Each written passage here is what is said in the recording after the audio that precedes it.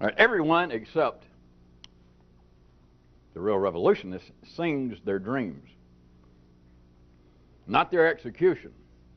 I mean, not their work on it, but apparently that elusive, and may I suggest, impossible to contain, much less find, that product, that creature, the finished product. So the singing of dreams that everyone does, if I may point out in a second, in a way in which has not ever been analyzed, is humanity is driven to sing their dreams, which may not sound all that interesting, unusual to start with, except for the fact that the songs are not about the pursuit. They're not about in some way the person executing the dreams. They are about the dreams in toto, the dreams per se, the dreams as an achievable, a possessable, finished product. Now this comes out throughout history as odes, musings, songs, having to do with that kind of, as we've mentioned in other contexts before, a kind of impossible creature to capture that is the finished product of anything, the conclusion of anything. The great example being the only way that you could, although it either gets a tear or a laugh, the closest from one quite real functional view that you could say that an ordinary human ever approaches any state of completion is death. Because until that time, you are mistaken. Everyone's mistaken from any functional view to turn on anyone and say, well, there's no doubt about it, you are now a Harry. You are absolutely Harry from top to bottom. You're a bad person. Does that help? You're a terrible person. Terrible, terrible, terrible. Until you find out the guy might lend you $5. And then, of course, you realize the man does have a modicum of redeeming features. No one is absolutely complete. It's part of what makes the secondary world operate, is there is no way to turn on anybody and say, there's no doubt about it, I can look at you, and you are a Pontiac. No doubt about it. There is no unfinished parts on you. No one has tried to graft on a Buick bumper. You are a Pontiac. You are finished. You are complete. Not so. Now, the mind operates contrary to that, but it is easy enough to see. Ordinary people could see it, and as always, well, sometimes on leap years, but usually, as always, they would not see any significance, and they would just come and go. Like a duck showing up at the mortgage, and you say, I'm sorry, I can't help.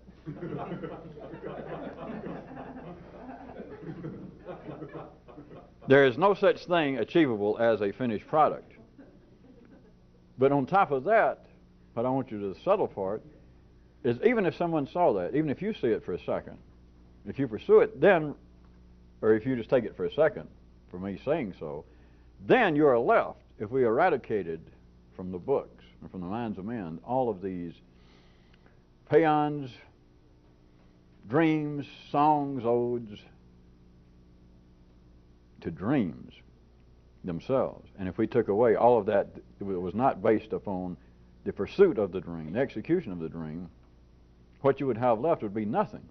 Except everyone would say, well, what you would have left would be the actual dream of the dream of the goal. And you would not. Because the dream, the execution, the completion of a dream, the closest it would come, I was using humanity, would be a dead person. Or if you're real subtle, let's jump on my own example and say, wait a minute. How about, what if there is, from a General Motors plant, from the Pontiac division, coming out the back door at the end of the assembly line is a Pontiac, or for those of you of greater education and from the South, a Pontiac. It comes out, and you stand there and you look, being the allegorical son of a person you are, and you could say, aha, we have a finished product here, because this is a Pontiac. If you hollered down at the end of the assembly line, the last guy that has that little thing that he hides in the trunk that says inspected by guess who, and you ask the final inspector, did this car clear all the checkpoints? Yes, it did. Did anybody slip in from Ford or Chrysler and try to operate a fifth column assault on this car? No. So it is a Pontiac from top to bottom, yes. And it's just like it used all the parts that were in the bins and along this. Yes, yes, yes. But I ask you, all of you people look ordinary enough to have owned a car. Have you ever bought a car and you took possession of it, even paid for it, and that was the end of it? Should we put our heads on our desk and everybody think about it? Have you ever bought anything? Not just from the American automobile manufacturers. Have you ever bought anything in the world, perhaps other than a rock? Which we're getting close to the act-based world, so don't get distracted. But have you ever purchased anything that the conclusion of it was, here's my money, and they say, here is the product. And that was the end of it. Now, when you're on the bargaining end where you hand some exchange of barter, such as money, now from their view, that may be the end of it, because normally speaking, if you hand somebody a $10,000 bill for the car, normally, if it was a legitimate piece of currency to start with, they're not going to have any trouble with the money. You know, they're not going to be coming back 6 months later and say, what kind of warranty did you give on that money you gave me, because I just don't like the way it's working out. No. But have you, being on the other end, being the purchaser of anything, ever found it to be conclusive, a finished product? The answer is no. This is not possible. And it's not because of faulty workmanship, because of the UAW, the Teamsters. It's not because of anything. Of course it is, but I'm not going to tell you what. But it's not because of anything that you could normally put your hairy finger on. So the dreams go on about, the songs go on, the singing of humanity about the dreams, but it's as though the dreams were in some way just within your grasp.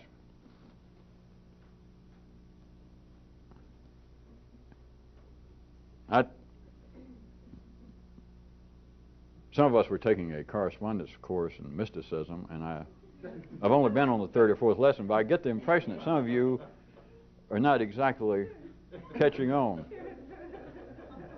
I have what I think may be, if I may humbly say so, a more piercing example. Consider the many, many, many sonnets throughout history, poems, alluding to, talking about, singing the praises of, in the East, in the West, in the North, in the South, what is referred to as romantic love. Now, I know some of you have taken, I must say, cheap shots at some of our great, especially British, romantic and classical poets, especially some of those of the female persuasion, but especially some of those that were not. But all of these continuing dreams to sit there and read, and it's always, all the way, you can find it back in Grecian time, you can find it all through the romantic tales, 13th century England, chivalry, right into the 1800s. Nowadays, I guess you have to look a little harder, but they're still there. They're hidden deep within the profound words of such modern poets as Motley Crue and Iron Maiden and Motorhead. But what you have is humanity, let's don't get too distracted, continuing to talk about romantic love. Sometimes it is used metaphorically as the woman herself, if it's a man writing about, they may use a name, and they talk about my sweet Genevieve, and about how her face rivals the sunshine, how simply her aroma sweeping through the forest makes life worthwhile, and how I dream of her, how I pursue her, how even when I hold her, she is still not completely under my charge and control. It goes on, and sometimes they even seem to be religious. They seem to be metaphors for religion, or if they didn't mean it, some other dorky guy that couldn't get a job comes along later, and he says that was a metaphor. And then somebody, of course, later comes along and says that he was a metaphor for a real person. But there's a lot of smart-assism in the world of academia that it's not my affair. I don't want to get involved with it. bad enough keeping the blood and sweat off of you from passing bricklayers. You get a bunch of guys with pointy heads getting all heated up and frothing at the mouth, and you don't want any part of it. You have the dreams, back to the point. You have the dreams, the songs about the dreams of romantic love. And there have even been people attempted to dissect it in psychological ways in modern times. About why is it? Because the point I want to make is not an attack on poetry. It is an accepted, it is an unanalyzed, accepted aspect of anyone who is going to write, whether on a poetic or a prose basis, about love. Not sex and lust, but what they call in the city, secondary mind, love. And it's always, according to them, they may not use these words, but the whole point, the only reason that it holds interest, I suggest to you, screw that, I tell you, all right, I accept that, is that they're writing in such a way that the writer, the author, the singer of the muse, it's always about, oh, my heart is bleeding, I dream of her. It is, oh, it's so great. And it's not on the basis of, she ripped up my heart and sat on it. They may be in a relationship. They may sound as though they're continuing to dance this romantic do-si-do, but the guy or the woman is writing that even though she is in my arms or he is here by my side, yet she is not. Because it was just, I dreamed of her, and she came over and said, well, here I am. And I said, oh, you ain't got much of a poem. Well, I mean, you got that much of a poem, but if you're going to write one of these poems, you want to fill up a 37-page book and to charge your kinfolks and friends $17 for it, if it's going to become an epic, then of course it's got to be more. It can't be, come here, bitch, and she says, I'm all yours, that ain't going to go. So it can be that I dreamed of her, and you can drag that on for a while, and I thought she was out of my class. I thought I would never be able to get to her, but then I got to her. And so here she is mine, and she fluttered her eyes for 4 or 5 pages. But that's not the end, because then they continue to write that although I have her, although she's here, in a way, she is not here. And then they go into such things as the more that beauty is personified in a person, the less can it be held by another person. Now think about it. It's not only that it fills up pages, that's not the point. It made you laugh. But that's not the point, of course. The point is what I'm telling you, it is the unrecognized singing of dreams where they would say, if they were taking my little setup, they would say, well, which I'll try to show you a little plainer in a second, they would say, well, we are singing about the actual possession, or at least being there wanting to achieve the dream. It's not so, because to begin with, it's impossible, unless she's dead. Then you can say, truly, I am, if the story had been stretched a little. You could say, all right, I am for a second Juliet, because now I got him. Except the boy seems to be dead on me, that kind of thing, or vice versa. But they seem to be singing about an actual accomplishment of the dream, which is not possible. But then beyond that, what's left, they do not sing about. That is the execution, the pursuit of it. Take that as I thought romantic love would hit most of you, but you surely can see not only can that be taken metaphorically, and it's attempted, they've tried to analyze and deconstruct all kinds of poetry. Helen of Troy, The Search. The great poem, you can look at that as being a metaphorical search for early men to find that which is emblematic of a greater self, represented by the lovely Helen. Wherever the hell she is, but the dream, just because I can't find her, is that going to stop me? Hell no, let's kill some more people, sack some more cities, and I'll find her yet. And somebody says, I think it was just a legend to start with, Your Grace. And he says, don't bug me, I'm on a roll. Which, if you ever had Ulysses on a roll, I'm sorry.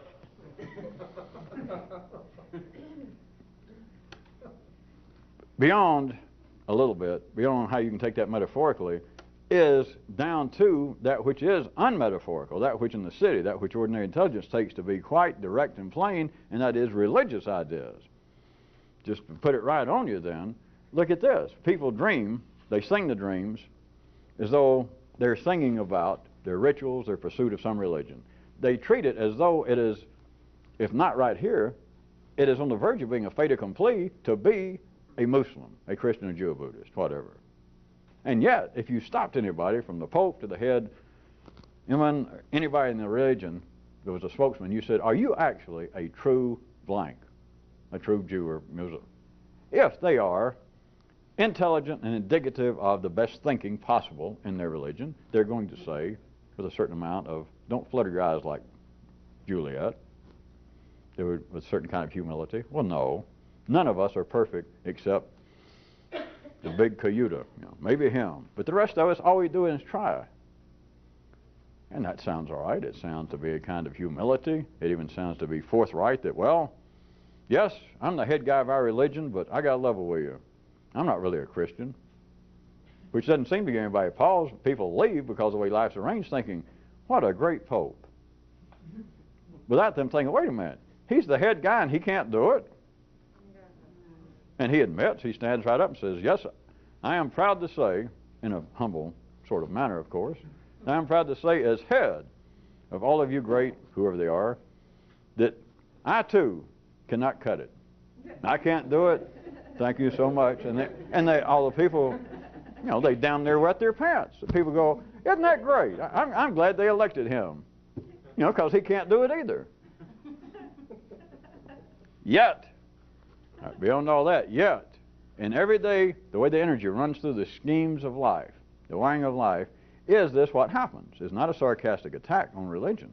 But is that what happens? The answer obviously is no, or it should be obvious to you. Because the Pope, good Catholics, good Jews, good anybody. And in other institutions, well, let's pick religion since everybody finds that to be a shining example of something. That it's not an attack because they cannot analyze it that way. And they treat it, that is the energy that life runs, that creates, that comes out in man as being such things as religion and politics and poetry and everything else. But it comes out in such a way that it is taken as an accomplished fact. That if I personally, if I was one individual, if I say, well, I personally will not say that I am the world's leading example of a good Buddhist. I may not say that, but I'm going to say this, by God, there's some people around that when it comes to being Buddhist, I hang my head. I defer. I'm ashamed to be in the same room. Now, if you were just being an ordinary person and you heard that, you're not going to push it much further. And you just assume, you've never thought about it if you're ordinary, that, well, you're talking about that there are people who are indeed, just more or less, it's just more or less an accomplished fact that there are true blanks, Pontiacs, Buicks, Christians, and they're not. That's why I was picking on using that example of the Pope, because if they were operating just at almost 87 octane here, and you take them, not just a Pope, but somebody, you say, are you a real Catholic? You take it seriously. Yes, I do. Well, are you going to tell me that you do everything a Catholic should do? Now, the built-in justice, the balance of polarized energy in life is going to come out that the more that they say, yes, I am a sincere Catholic. Are you real sincere? Oh, yes. Now, I want to interview somebody. You're not just some kind of every now and then Catholic. You don't become religious just when somebody dies. Oh, no. You don't go to Mass just on special. No, no, no. So you take it seriously. Oh, yes. You take it as serious as anybody? Yes, I do. All right, tell me this. I'm just interested. Are you a true Catholic? I mean, you cross all the T's, dot all the I's. All right, the more they have set themselves up that they're sincere, then they're going to say, well, no, none of us can. They might throw in that last part. But they would admit, no. And no one sees any connection, not in religion, not in the flawed character and the weakness of man. No one sees that life, again, is arranged in such a way that it is this great, and to some people, hilarious, interesting, Punch and Judy show of, hey, look over here.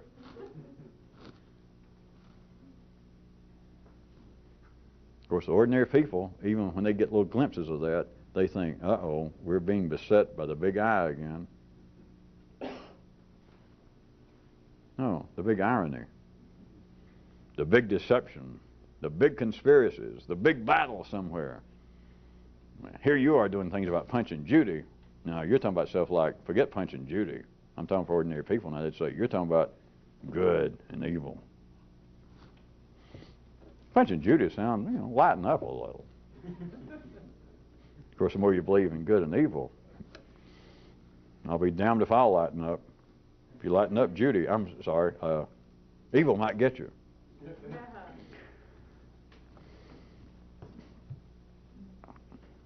If any of this seems still a little too strange, I was going to say, how about this? I got an old man that he didn't make it into a Kyroot, but this old man over here just said, I'm going to try to quote him. I guess you couldn't pick it up. He said, okay, I'm going ahead and try to do it. This guy, outside of a Kyroots, this old man, he said, and I'm just quoting now, more or less, he says, what is all this crap? So forth. He said, nobody but some kind of dumb kid would dream about something and then not go ahead and dream about getting it. He says, what kind of crap is this? Now, wouldn't that sound to be reasonable? That was the end of the quote. Thank you so much. But wouldn't that sound reasonable? Wouldn't it sound like that the old man of the city got us again? Caught us with our neural britches down. Because who but some kind of real intellectually deferred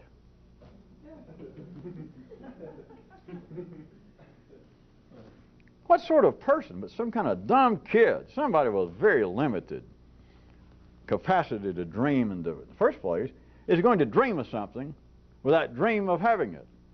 When you're a kid and you dream, boy, when I grow up, if I can just get me a Pontiac convertible. When you dreamed of it, or when women thought, someday I'll meet a man that's, actually a man. No, I'm sorry. Prince Charming. You got to leave people a way out. All right, when you dreamed of actually growing up and having this red convertible, or when you dreamed of a red convertible, think back, or when you dreamed of being Boog Powell when you grew up. Did you, in some way, of course, this is impossible to talk about, in a sense. How could you dream, or when you dreamed of Prince Charming, did you dream in some way of Prince Charming, and in some way you weren't in the picture? Did you dream in some way of being Boog Powell without actually being Boog Powell? Or did you dream of having a red Pontiac convertible, without actually having it? That's why the guy said, the old man said, what kind of crap is that I'm talking about? It is, at the ordinary level, impossible is the point. That once the energy is running through you in your brain, and it doesn't have to be cars or sexual fantasies about Prince Charming.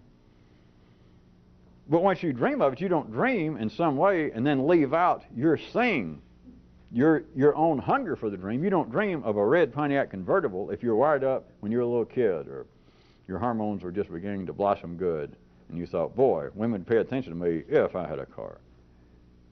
Does the dream, once it started in here, does in some way, in isolation, you had a dream of like, I got to do hand gestures because there's no way this doesn't make sense. It doesn't happen. But in some way you dreamed, yes, a red convertible.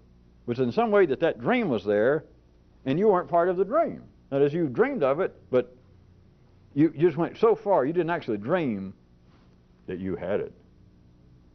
See, I'd have to agree with him. What kind of crap is this?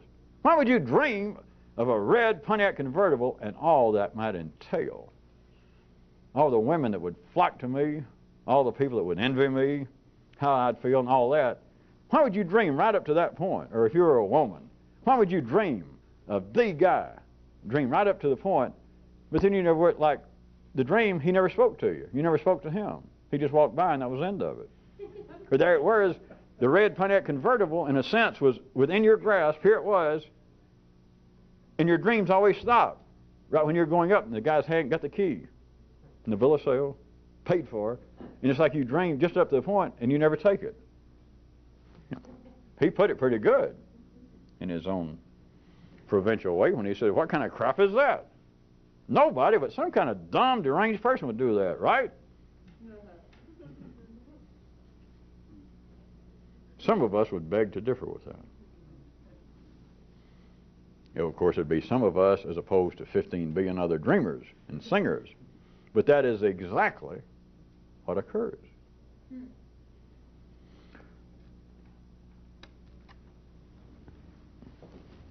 One more is, besides religion, maybe we can make it a little more down home and romantic love. How about such songs? I'll bring it up to date with the songs. You can find them again far back into the Sumerian hit parades. Well, I know some of this hadn't been translated into English, so some of you have not been privy, but they had some pretty heavy stuff. Folk songs with a bullet. I heard that. Of course, that guy said anybody that sings folk songs deserves a bullet. But how about these kinds of songs? These, perhaps you'll hear it and perhaps you won't. These, I suggest, I was going to make one that's exemplary of all of them. But here is this kind of thing, a song that would go, you know, "Oh, dirty city, turn me loose and let me roam those country roads." Now take that, I'm sure there's been songs damn close to that literally, but you can take that, the last big folks music scare of the 60s, when people were, you know, when people were communing and dreaming of communing, and people still do. I'm sure you got some voices in you. Some of you, I can see little hermit stains on your bibs.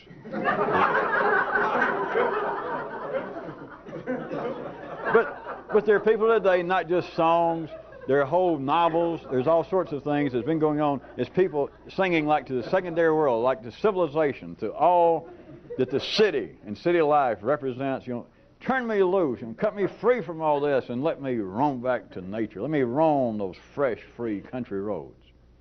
All right. Not only literally do people do that, always have and still do. Not only that, but you surely can see immediately, no problem, the metaphorical possibilities of that, right? But now notice, the way life is arranged, back to where we started, I have not changed the subject, about they sing of their dreams as though they were damn near fait accomplis, that they are finished products they're dreaming about, whether they're in my immediate grasp and possession now, but they are there. They do not dream. They do not sing of dreams as though there was anything in the execution, the pursuit, the work possible there too is worthy of any notice. So in this sort of thing that I was hiding behind, the one representation of, "Oh, dirty city, turn me loose, let me be free to roam those pristine country roads."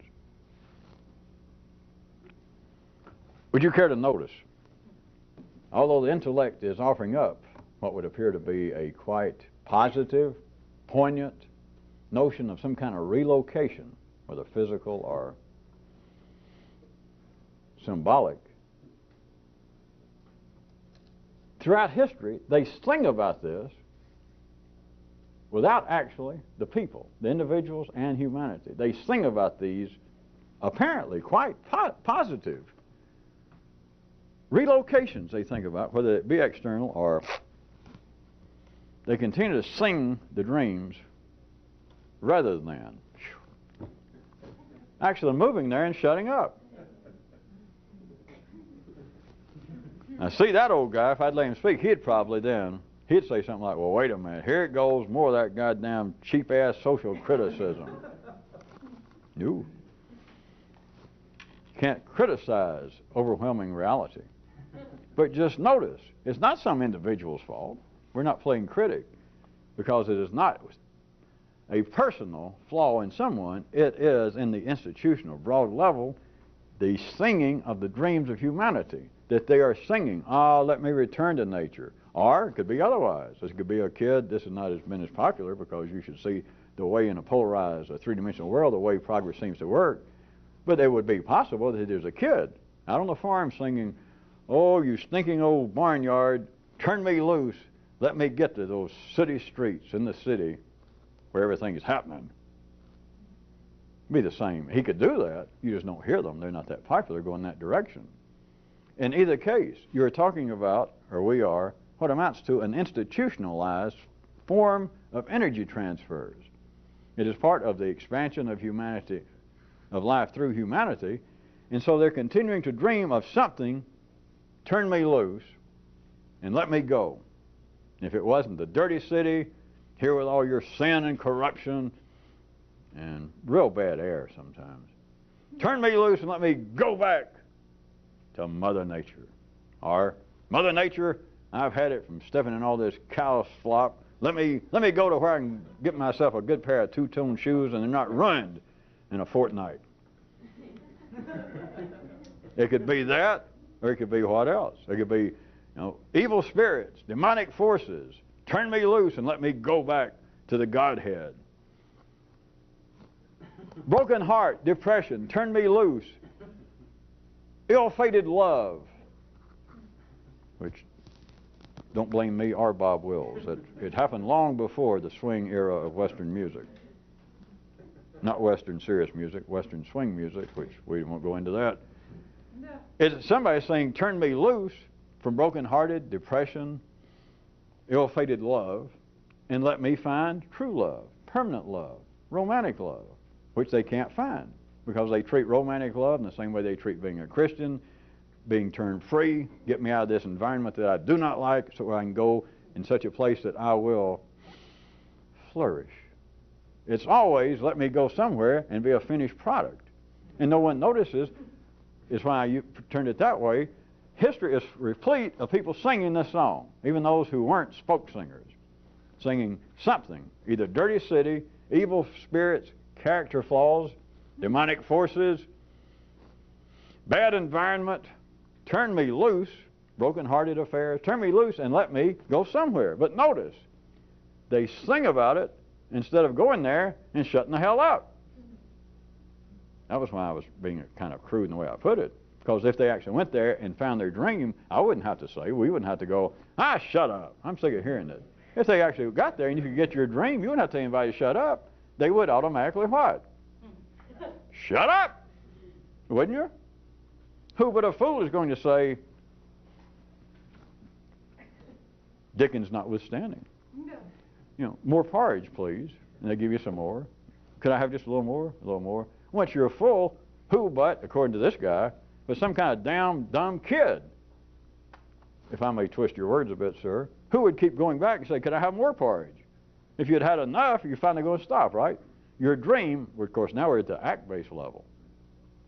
But once the dream is fulfilled, who but some kind of, we're just going to have to say, somebody that finally might be even our intellectual inferior.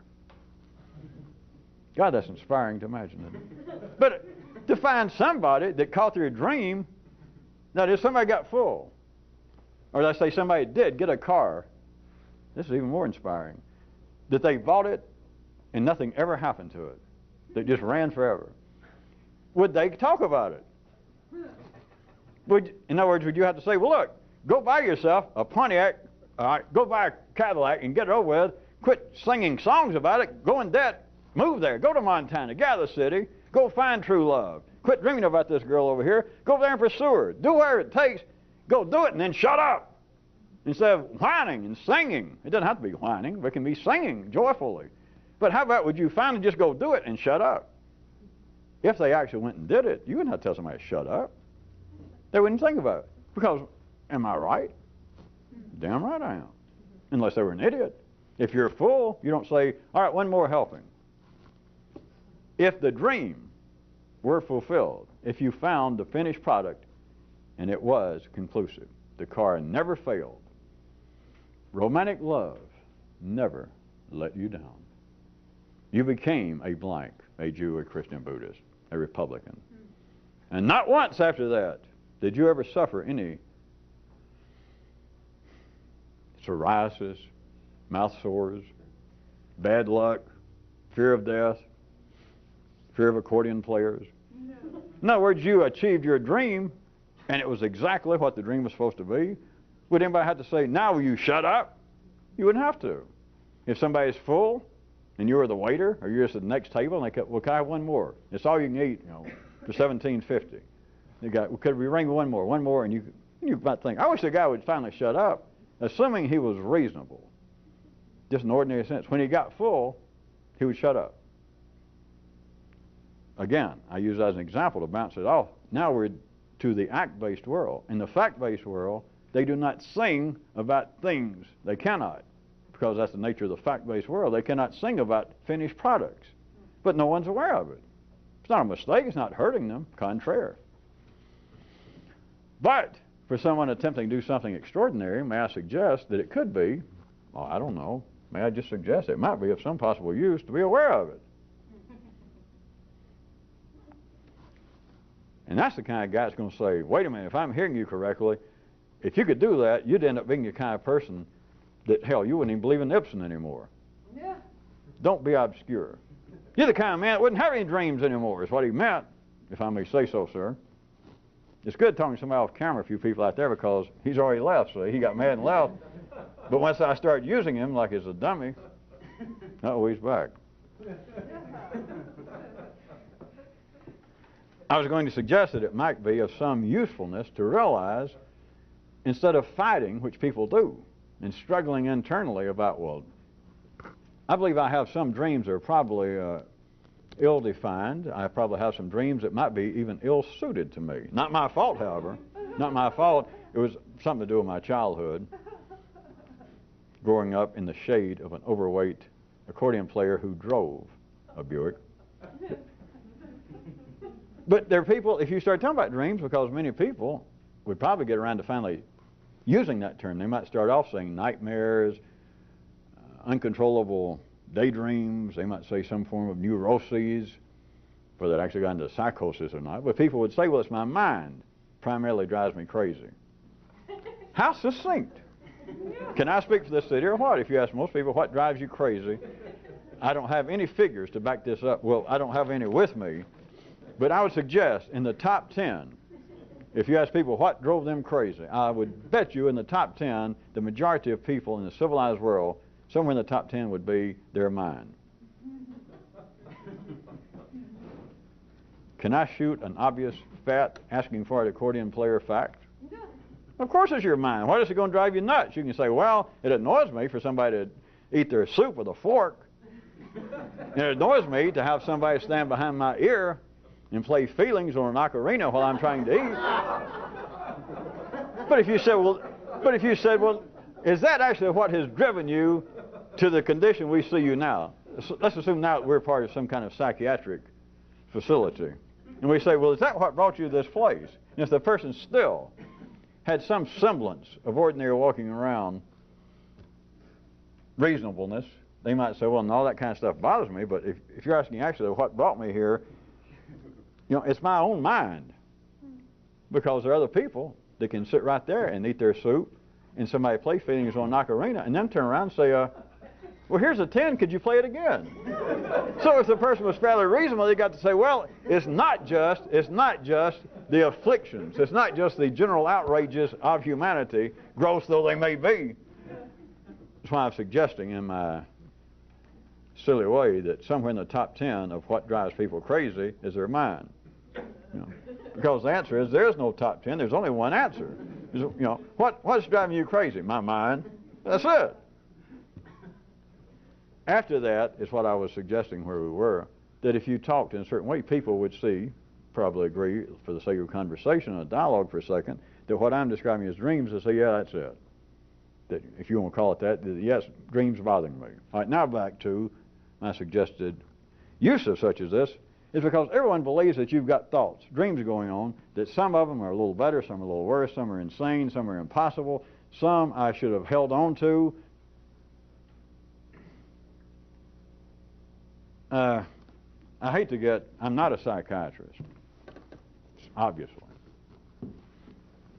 And I don't like to try and use terms, but that whole attitude to somebody, I don't know, I'm not even sure I can pronounce it correctly, so, but it's known as, in some circles, is the,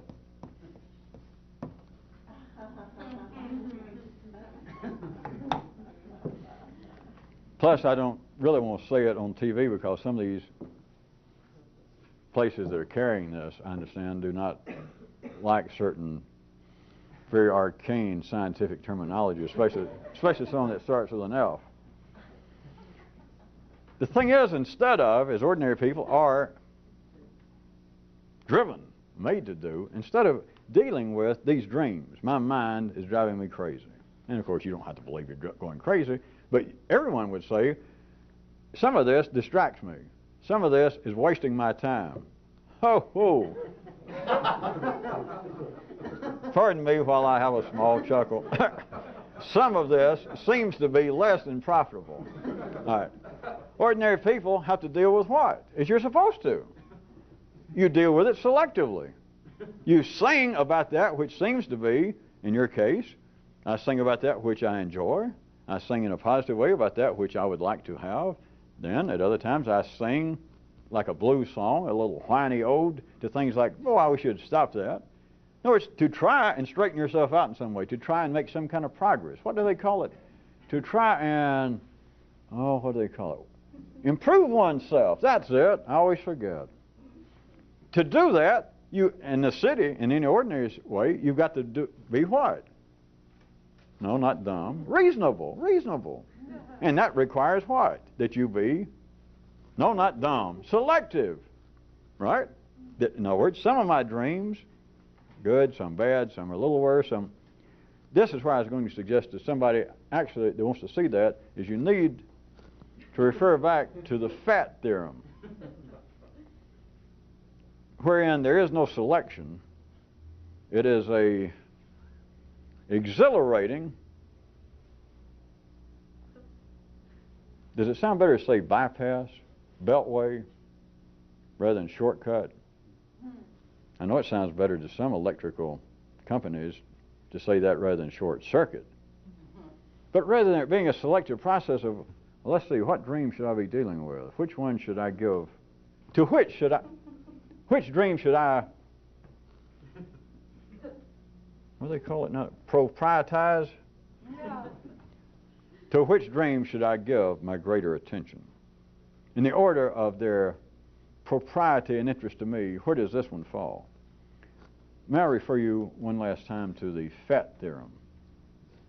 The dynamics of non-selective confrontation with the singing of one's dreams. And that is, of course, partially based upon the ability for you to understand that you are not singing your dreams. I hate to get crude, but we're running out of time. Every person is at best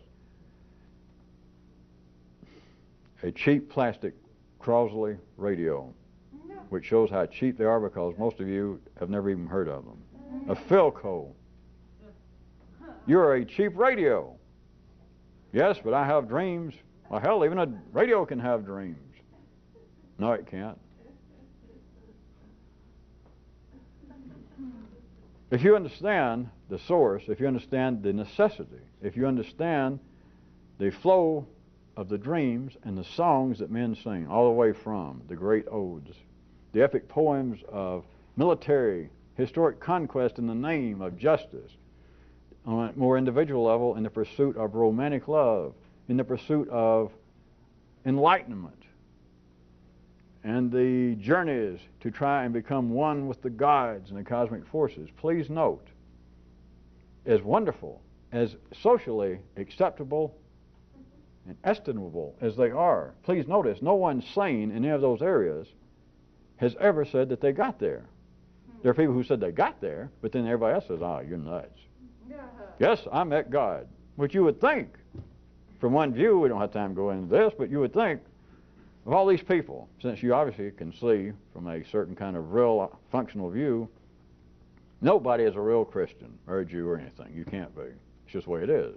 You can't be anything. Anything can be named is already following an act, as all facts must. And you cannot turn the fact into this kind of conclusive operation that the act was originally, or the fact's dead. It's no longer of any value. It no longer has any use. It is a dinosaur. So, surely all of you can see that, and by their own admission, no one, for instance, can be a true Christian, or a Jew or anything. Then, would you not think that if a guy looked fairly decent, had on a suit and good haircut, And he came out and he says, well, he could get everybody's attention there. He told the Pope, take 5. And he got there on the balcony, and the Pope let him out there, and he went, all right, all you people, and he broadcast all over the world. He says, everybody wants to be a good Christian, right, or a Catholic. You go, yeah. And even the Pope's told you that even he can't. And I'll go, yeah, what a guy, what a great guy. And he says, well, it seems to be real difficult, doesn't it? And I'll go, Mamma mia, tell us about it. And the guy says, all right, no longer to fear. You don't have to stumble around. We got all these rules and rituals. God called me to where he lives. He just picked me out and he said, he called and he told me, if you're staying there, you better move quicker, you're going to get trampled. Because there are people going to begin to wander off at the very least, out of disinterest, if not run for their lives. But from one view, wouldn't you think, if he just superficially, if the man appeared to be reasonably sane and says, I talked to God, and all of you people here are correct. God is Catholic. We were right all along. So God, first off, God is Catholic. Real nice guy, hell of a nice guy. And I've been talking to him. Nobody's going to believe it. Why? And forget all the other reasonable explanations, which are true enough. But notice this. They can't. It would be the end of the song. That would be the end. You'd fold up the songbook. That's the end of it. Where do you go from here? I want romantic love. I don't want any more heartbreak. Sure you do. You don't know it. No, I want to find the one true love. I want to find my soulmate. I want to prove Plato correct. I want to find my cleaved other half. And then we'll be as one. No, you don't. But you must sing as though you do. Because if you found it, I mean, you'd almost be doing Georgia Justo again about singing how great this is and suddenly look down and think, my God, I know that man. Because there you and her would be in a state, at the very least, of a kind of suspended animation, if not the big D. Not Dallas, no.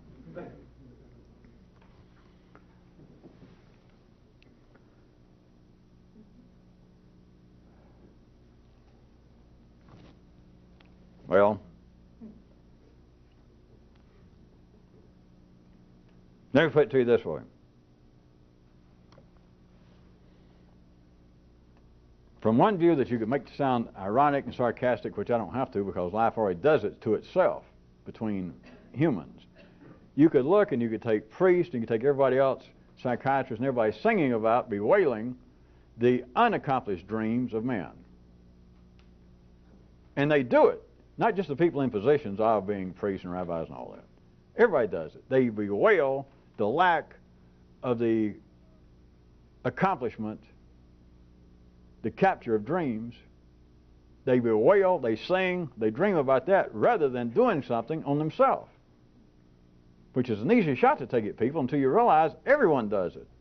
But you just pick on people. Well, there's a priest, and we found out he's the guy that's been preaching the sermons bemoaning sexual promiscuity, and they find out that he's been sleeping with 13 of the altar boys and 2 of the deacons' wives.